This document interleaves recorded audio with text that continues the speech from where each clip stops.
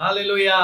परमेश्वर को धन्यवाद दें। आज एक बार फिर से उसके वचन से मिलकर हम कुछ सीख सकते हैं। आज एक हिस्सा जो मैंने चुना है वो बड़ा यूनिक है और जब मेरा ध्यान उस पर गया तो मैं बहुत गंभीरता से सोचने लगा और वहां से एक बड़ी डिफरेंट सी टीचिंग मुझे सीखने को मिली जो आज मैं आपके साथ बांटना चाहता हूं। अगर आप धीरज से सुनेंगे तो आपको जरूर इससे कुछ सीखने को मिलेगा। और ये हिस्सा है यहेजकेल उसका 12वां अध्याय और उसके 3 पद से लगभग 6वें पद तक। आप बाद में इसको पढ़ भी सकते हैं। और यहां परमेश्वर नबी से कह रहा है कि तू ऐसा दिखा जैसे मानो तू बंधुआई में जा रहा हो, तू गुलामी में जा रहा हो। लोगों के देखते देखते ऐसा सब कुछ कर जैसा लोग बंधुआई में जाने के समय किया करते हैं। और ये इसलिए था ताकि लोगों का ध्यान उस बात की ओर खींचे और फिर लोग पूछें यहेजकेल से कि तू ऐसा क्यों कर रहा है, बंधुआई तो कोई है नहीं। और तब यहेजकेल उन्हें समझा पाए कि नहीं, हमें मन फिराना जरूरी है वरना परमेश्वर न्याय भेजेगा और एक न एक दिन सारा देश बंधुआई में चला जाएगा। सो हिस्टोरिकली बात ये थी। लेकिन आज हम जो सीख रहे हैं वो ये है कि बंधुआई कैसी दिखाई देती है। बंधुआई कैसी दिखाई देती है, बंधन गुलामी कैसी दिखाई देती है, उसकी तस्वीर क्या है। और वो आज हम यहां से देखेंगे ना। गुलामी किसी भी प्रकार की हो, नशे की हो, बुरी आदत की हो, व्यभिचार की हो, पाप की हो, गुलामी किसी भी प्रकार की क्यों ना हो, किसी भी उम्र के लोगों को क्यों ना गुलामी में उस बंधन को महसूस करना पड़े। I think it will look like this, ऐसा दिखाई देगा। जल्दी जल्दी आपके साथ बांटू। 3 पद में परमेश्वर ने नबी से क्या कहा, इसलिए हे मनुष्य के संतान, दिन को बंधुआई का सामान तैयार करके उनके देखते हुए उठ जाना और उनके देखते हुए अपना स्थान छोड़कर दूसरे स्थान को जाना। गौर करिए, अपना स्थान छोड़कर दूसरे स्थान को जाना। गुलामी किसी भी प्रकार की क्यों ना हो, वो हमेशा आपको डिस्प्लेस करेगी। उस जगह से जहां परमेश्वर ने आपको रखा है हमेशा हटाने की कोशिश करेगी। हमेशा बाकी आकर्षण आपको अपनी ओर खींचने की कोशिश करेंगे ताकि किसी तरीके से आपको उस जगह से हटा दें जहां परमेश्वर ने आपको रखा है। लेकिन मैं और आप जानते हैं जहां परमेश्वर ने हमको रखा है वही हमारे लिए सबसे बेस्ट जगह है। चाहे वो शुरू में हमको पसंद ना आए, लेकिन बाद में हम जरूर समझते हैं यही जगह हमारे लिए आशीष की जगह थी। इसीलिए प्रियो, किसी भी प्रकार की बंधुआई को आपको परमेश्वर के प्लान से हटाने मत देना। आमीन। आप कुछ भी कोशिश करो, बट जहां परमेश्वर ने आपको रखा है वहां तब तक बने रहो जब तक परमेश्वर आपको वहां से हटने के लिए ना कहे। सो बंधुआई में पहली बात, अपना स्थान छोड़कर दूसरे स्थान में जाना। उड़ाऊ पुत्र ने यही किया था, अपने पिता के घर को छोड़कर दूर देश में चला गया ना। लोग सोचते हैं शुरू में कि वो दूसरी जगह ज्यादा अच्छी होगी। कुछ लोग सोचते हैं अरे मैं यहां से उस देश में चला जाऊं या उस बड़े शहर में चला जाऊं, ज्यादा अच्छा होगा। शुरू में हमें लग सकता है, लेकिन जरूरी नहीं है प्रियो कि जब हम वहां जाएं तो हम वहां आशीषित रहें। जरूरी नहीं है हम वहां खुश रहें। उड़ाऊ पुत्र गया था लेकिन बाद में उसे पछताकर लौटना पड़ा अपने पिता के घर। सो पहली बात, बंधुआई कैसी भी क्यों ना हो, किसी भी प्रकार की क्यों ना हो, वो हमेशा कोशिश करेगी आपको परमेश्वर के प्लान से अलग करने की। इससे सावधान रहिएगा। दूसरी बात जो मैं कहना चाहता हूं, 4 पद में लिखा है, सो तू दिन को उनके देखते हुए बंधुआई के सामान के नाई अपना सामान निकाल। जब पुराने समय में लोग बंधुआई में जाते थे तो वो दिन को सारा सामान जुटाते थे जो उन्हें लेकर जाना है बंधुआई में ना। सब कुछ तो लेकर नहीं जा सकते, इसलिए जितना कुछ वो उठा सकते हैं, कैरी कर सकते हैं, वो सारा सामान दिन को जमा करके अपने घर के फाटक के बाहर रखा करते थे ना। दूसरी बात मैं कहना चाहता हूं, कई बार लोगों को लगता है अरे क्या हुआ, हम यहां से दूसरी जगह जा रहे हैं, हम अपना सारा बैंक बैलेंस लेकर जा रहे हैं, अपने सारे सर्टिफिकेट्स लेकर जा रहे हैं और हम वहां बढ़िया कर लेंगे हम वहां बढ़िया कर लेंगे। लेकिन कई बार मैं और आप भूल जाते हैं कि हम पीछे बहुत सारी बातों का नुकसान उठाकर जा रहे हैं। अगर परमेश्वर ने उस जगह आपको रखा था और अभी आपका समय वहां से हटने का नहीं था और आप उस समय से पहले हट गए, तो बहुत कुछ जो परमेश्वर अभी आपको वहां रखकर देना चाहता था उसका नुकसान हो जाएगा। बहुत कुछ जो परमेश्वर वहां रखकर आपको सिखाना चाहता था उसका नुकसान हो जाएगा। बहुत कुछ जो परमेश्वर वहां रखकर आपको इस्तेमाल करना चाहता था उन बातों का नुकसान हो जाएगा। कुछ और बातों का नुकसान, आपके घर का नुकसान, आपका परिवार पीछे छूट जाएगा, आपसे प्रेम करने वाले लोग पीछे छूट जाएंगे। उड़ाऊ पुत्र को लगा था वहां के लोग ज्यादा अच्छे होंगे।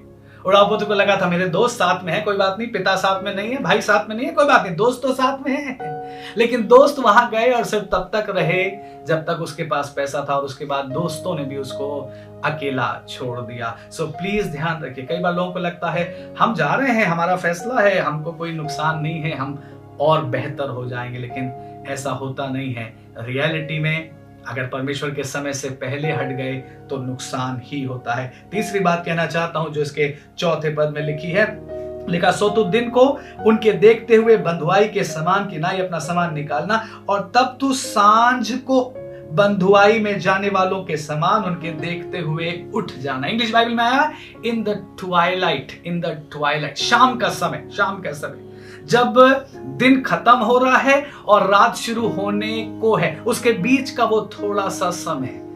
बंधुआई में जाने वाले लोग क्या करते थे? दिन भर सामान जुटाते थे, घर के बाहर सामान रखते थे और शाम का इंतजार करते थे। मैं सोच रहा था शाम का इंतजार क्यों, है ना, अंधेरे के समय का इंतजार क्यों?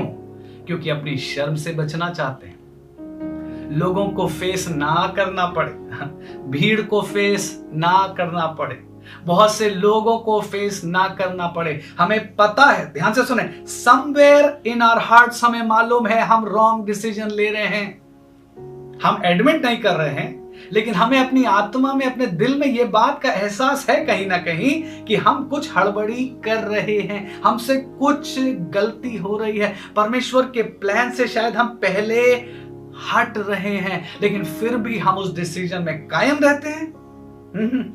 और हम लोगों को फेस करने से बचना चाहते हैं क्योंकि हम नहीं चाहते कि हमें शर्मिंदगी उठानी पड़े।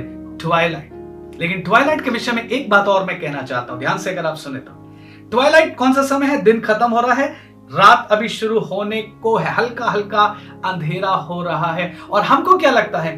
ट्वाइलाइट है, ध्यान से सुनिएगा, ट्वाइलाइट है, हमें दिख रहा है, हमें दिख रहा है, हाँ, दिन जैसा नहीं दिख रहा है, फिर भी हमें बहुत अच्छा दिख रहा है। बट एक बात जो मैं और आप एहसास नहीं करते हैं, it has just begun to darken, अभी अंधेरा होना शुरू ही हुआ है। प्रियजन, बंधुआई में अगर रहेंगे और बंधुआई में हड़बड़ा कर डिसीजन लेंगे तो ध्यान रखिएगा, अभी अंधेरा शुरू ही हुआ है, and it is going to darken deeper. Sorry मैं ये बात कह रहा हूं, बट मे बी आपको कहीं मदद मिले, मे बी आपके किसी फैसले में परमेश्वर की आवाज आप सुन पाए, मे बी आप किसी हड़बड़ाहट करने से अपने को रोक पाए। आमीन, मेरी ये दुआ है। हड़बड़ा कर डिसीजन लेकर परमेश्वर के प्लान से अपने को अलग मत करिएगा। मत सोचिएगा मैंने अच्छा खासा तो जमा कर लिया है, काफी समय में अपने को वहां पर सस्टेन कर पाऊंगा। उड़ाऊ पुत्र भी यही सोच कर गया था। और ट्वाइलाइट में जाते हुए ये मत सोचिएगा ट्वाइलाइट है, हमें अच्छा खासा दिख रहा है और ऐसे ही बना रहेगा। नहीं, ऐसा नहीं बना रहेगा, अंधेरा आएगा, अंधेरा और गहरा होगा।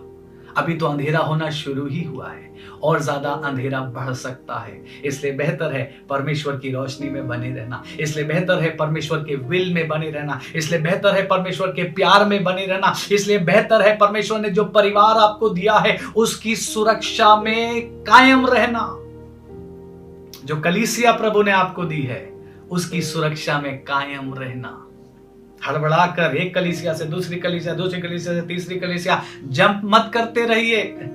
नहीं करिए प्लीज, क्योंकि ऐसा करना हमारे लिए डार्कनेस बढ़ा देगा। अभी तो अंधकार शुरू ही हुआ है। जल्दी से अगली बात कहूं, चौथी बात जो मैं कह रहा हूं उसके 5वें पद में लिखी है, उनके देखते हुए भीत फोड़कर, दीवार फोड़कर उसी में से अपना सामान निकालना। ना ये मुझे बड़ा इंटरेस्टिंग लगा। दरवाजे से मत जाना, दरवाजे से मत जाना, दीवार फोड़ कर जाना।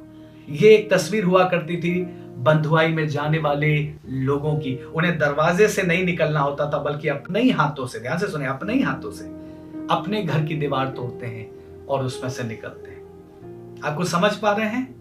जब मैं और आप बंधुआई में होते हैं, चाहे पाप की चाहे बुरी आदत की, हम कई बार अपने ही हाथों से अपने ही प्रोटेक्शन को तोड़ देते हैं। हम अपने हाथों से अपने पीस और अपने रेस्ट को उजाड़ देते हैं। मुझे बड़ा अजीब लगा जब मैंने इस बात को पढ़ा। मैंने कहा ओह माय गुडनेस, बंधुआई में जाने वाले लोगों को अपने ही हाथों से अपने घर की दीवार फोड़कर उसमें से निकलना होता था। जो शेल्टर खुदा ने दिया है, जो प्रोटेक्शन का स्थान खुदा ने दिया है, जहां आप चैन से रहते थे, जहां आप चैन से सोते थे, जहां आप परिवार के साथ सुख से रहते थे, अब अपने ही हाथों से उजाड़ दोगे? अपने ही हाथों से अपने घर के प्रोटेक्शन को खत्म कर देंगे। ओह माय गुडनेस, है ना। इसका इंग्लिश वर्ड है ब्रीच। ब्रीच, हमने उस जगह पर एक जगह बना ली, एक ब्रीच कर दिया, है ना, उजाड़ दिया। और जहां रास्ता नहीं था, जहां से नहीं जाना था, वहां से हमने जाने की कोशिश करी है। ये हमेशा नुकसानदेह होता है प्रियो, ये हमेशा दुखदाई होता है। अपने आप को बचाएं। बात एक ही है, संदेश एक ही है, गुलामी से अपने को बचाएं। चाहे वो बुरी आदत की हो, चाहे वो नशे की हो, चाहे वो व्यभिचार की हो, चाहे वो इंटरनेट की हो, चाहे वो टू मच मोबाइल देखने की हो, गुलामी कैसी भी क्यों ना हो, बचाइए अपने को, वरना आप अपने प्रोटेक्शन को अपने ही हाथों से उजाड़ देंगे। अगली बात कहना चाहता हूं जो 6वें पद में है, उनके देखते हुए उसे अपने कंधे पर उठाकर अंधेरे में निकालना और अपना मुंह ढांपे रहना कि भूमि तुझे देख ना पड़े। जब निकलेंगे दीवार फोड़कर तो मुंह ढांप कर। अरे एक तो वैसे ही अंधेरा है और ऊपर से अगर कोई व्यक्ति मुंह ढांप लेगा तो क्या होगा, उसे और दिखाई नहीं देगा। फिर वो अपने कदम अनजाने में ले रहा है। वो सोच रहा है कि वो स्टेबल रहेगा, वो सोच रहा है उसको ठोकर नहीं लगेगी, बट सोचिए ना, एक तो अंधेरा, ऊपर से मुंह ढपा हुआ है। कितना डार्कनेस है, कितना डार्कनेस। यीशु मसीह ने कहा था, यदि तेरी आंख निर्मल नहीं है, अगर तेरी दृष्टि साफ नहीं है, तो तेरे सारे शरीर में कितना अंधियारा होगा। प्लीज केयरफुल रहे, बचाएं अपने को बंधुआई से, बचाएं अपने को हड़बड़ाहट से, बचाएं अपने को परमेश्वर की विल और प्लान के बाहर जाने से, क्योंकि अंधेरा भी है, ऊपर से मुंह भी ढपा हुआ है। और मुंह क्यों ढांप रहे हैं? अगेन, ताकि लोग ना देखें। शर्मिंदगी है, अंदर मालूम है, स्पिरिट में, आत्मा में मालूम है, गिल्ट है, गलती कर रहे हैं, परमेश्वर के प्लान से हट रहे हैं, मालूम है, लेकिन नहीं, फिर भी हम करेंगे, फिर भी हम चाहे मुंह ढांप के ही जाना पड़े, लेकिन हम जाएंगे। और ये चीज नुकसानदेह है, ये चीज नुकसानदेह है। मेहरबानी से इन बातों से अपने आप को बचाएं। लेकिन इससे पहले मैं संदेश खत्म करूं, मैं इस नोट पर खत्म नहीं करना चाहता। ये तो सिर्फ सीख के लिए है, हमारे लिए, ताकि हम हड़बड़ाहट से बचे। इसके कॉन्ट्ररी, जब परमेश्वर छुटकारा देता है तब क्या होता है? हमने क्या देखा? बंधुआई होती है तो सांझ का समय है, लेकिन सुनिए, जब परमेश्वर डिलीवरेंस देता है तो वो सांझ नहीं, वो हमेशा भोर का समय है। It is always dawn. Hallelujah, हमेशा सुबह है उसमें। यीशु मसीह जब जी उठा, स्त्रियां भोर को कब्र पर गईं और उन्होंने पत्थर को लुढ़का हुआ देखा और वहां स्वर्गदूतों का दर्शन पाया और उसके बाद यीशु मसीह का दर्शन पाया। It happened early in the morning. So जब प्रभु आपको छूता है, जब प्रभु आपके जीवन में काम करता है, जब प्रभु आपको छुटकारा देता है, वो सांझ का समय आपके जीवन में नहीं लाता है, वो भोर का समय आपके जीवन में लाता है। सांझ के बाद अंधेरा बढ़ता है, लेकिन भोर के बाद प्रकाश बढ़ता है। आमीन। भोर के बाद रोशनी बढ़ती है, भोर के बाद आपको साफ साफ दिखाई देता है, आपको शर्मिंदगी से वो छुड़ाता है। मैं सिर्फ 2 हिस्से आपके सामने रखूंगा, भले ही लंबा हो रहा है, बट मैं आशा करता हूं आप सीख रहे हैं। अय्यूब उसके 33वें अध्याय में एक ऐसे व्यक्ति की बात है जो बीमार है, पाप की वजह से वो बीमार है और उसका खाना पीना छूट गया है और वो मरने पर है, वो बिल्कुल मृत्यु के कगार पर है। लेकिन फिर परमेश्वर उस पर रहम कर देता है। ध्यान से सुने, वो मरने पर है लेकिन परमेश्वर उस पर रहम कर देता है, परमेश्वर उसको नया जीवन दे देता है। और मैं पढ़ रहा हूं 23 और 24 पद, लिखा है, यदि उसके लिए कोई बिचवई स्वर्गदूत मिले जो हजारों में एक हो, जो भावी कहे और उस मनुष्य को बताए कि उसके लिए क्या ठीक है। ना यहां पर स्वर्गदूत लिखा है, ध्यान से मैं आपको वचन समझाना चाहता हूं। ये स्वर्गदूत कोई और नहीं, हमारे यीशु मसीह की तरफ इशारा है, क्योंकि क्या लिखा? बिचवई स्वर्गदूत। और नए नियम में क्या लिखा है? हमारे और परमेश्वर के बीच में एक ही बिचवई है, अर्थात हमारा प्रभु यीशु मसीह। हालेलुया। सो ये बिचवई कोई स्वर्गदूत नहीं है, ये बिचवई हमारा प्रभु यीशु मसीह। और वो बिचवई क्या कर रहा है? लिखा हजारों में एक ही है वो। यीशु मसीह जैसा और कोई नहीं है, यीशु मसीह का नाम सबसे उत्तम है। वो क्या कर रहा है? वो उस मनुष्य को बता रहा है, वो आपको बता रहा है, वो मुझको बता रहा है कि तुम्हारे लिए ठीक क्या है। आज मैं आशा कर रहा हूं पवित्र आत्मा इस वचन के द्वारा आपसे बात कर रहा है और आपको बता रहा है आपके लिए ठीक क्या है। आपको बता रहा है, मुझे बता रहा है, बंधन में मत रहना, हड़बड़ा के डिसीजन मत लेना। यदि वो हमको बताएगा कि हमारे लिए ठीक क्या है और हम उसकी बात सुनेंगे, तो 24 पद में लिखा है, तब वो हम पर अनुग्रह करेगा और कहेगा, इसको गड्ढे में जाने से बचा लो, मुझे छुड़ौती का दाम मिल गया है। ओ, इंग्लिश में वर्ड आया, ही विल बी ग्रेशियस। अगर आप उसकी बात को सुनेंगे, वो आप पर अनुग्रह करेगा और आपको गड्ढे में जाने से बचा लेगा। यही तो तस्वीर है, पिट में जाने से ना, गुलामी के पिट में जाने से। यूसुफ को पिट में डाल दिया, फिर गुलाम करके बेच दिया गया। गुलामी के गड्ढे में से वो आपको उभार लेगा और क्या कहेगा, मुझे छुड़ौती का दाम मिल गया है। अब इन्हें गुलामी में जाने की जरूरत नहीं है, इनके बदले का रैंसम पे हो चुका है। हालेलुया! यीशु मसीह ने मेरे और आपका छुड़ौती का दाम अपना लहू देकर पे कर दिया है। आपको गुलामी में रहने की कोई जरूरत नहीं है प्रियजन। जवान भाई बहन, आपको गुलामी में रहने की कोई जरूरत नहीं है, आपको किसी बंधन में रहने की जरूरत नहीं है। यीशु मसीह ने आपका छुड़ौती का दाम चुका दिया है। ओ, कुछ और पद आगे पढ़ रहा हूं, इसके 27 और 28 पद को देखिए। वो मनुष्य लोगों के सामने गाने और कहने लगता है, मैंने तो पाप किया और सच्चाई को उलट पुलट कर दिया, परंतु उसका बदला मुझे दिया नहीं गया।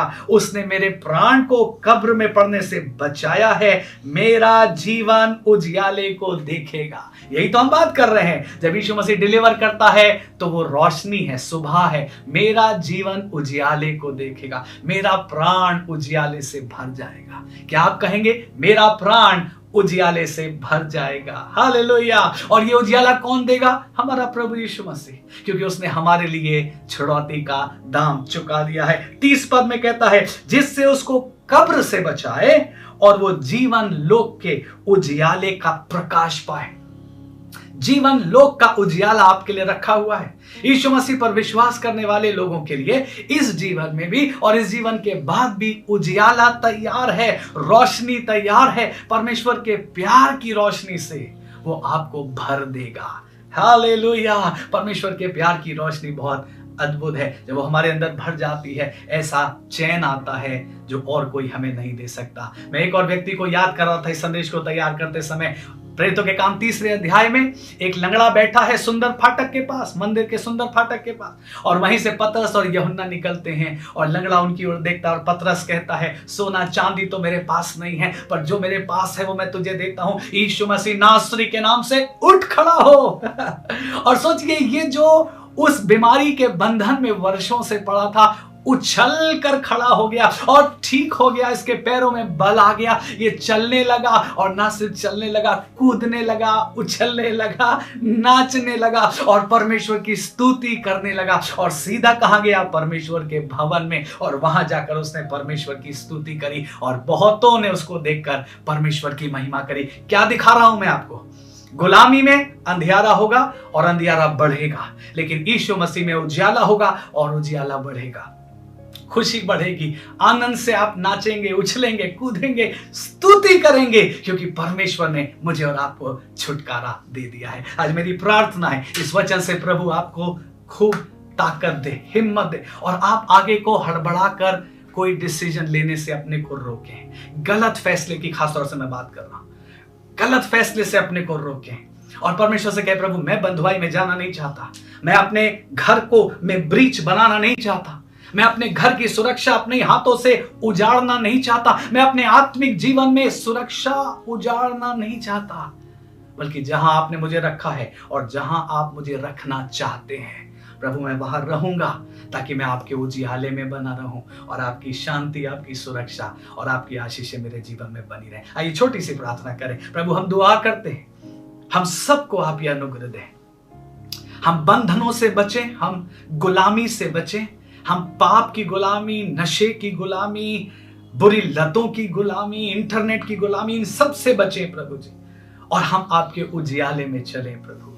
अगर कोई हमारे साथ ऐसा है प्रभु जिसे आज आपके छुटकारे की जरूरत है, हम आपके इसी वचन की प्रार्थना करते हैं प्रभु। आपने कहा इसे गड्ढे में जाने से बचा लो, इसे मृत्यु से बचा लो, मुझे छुड़ौती का दाम मिल गया है। यीशु मसीह आपने छुड़ौती का दाम दिया है प्रभु जी, हमारे व्यूअर्स के लिए, मेरे लिए, हम सब के लिए जो आप पर विश्वास करते हैं। आपने अपना लहू बहाया है, छुड़ौती का दाम दिया है। हम आपका हृदय से धन्यवाद देते हैं। इस वचन के द्वारा हम सबको संभाले, ताकत दें, बहुतों को इसके द्वारा आशीष दे। सारी महिमा आपको देते हुए प्रार्थना यीशु मसीह के नाम से मांगते हैं, आमीन।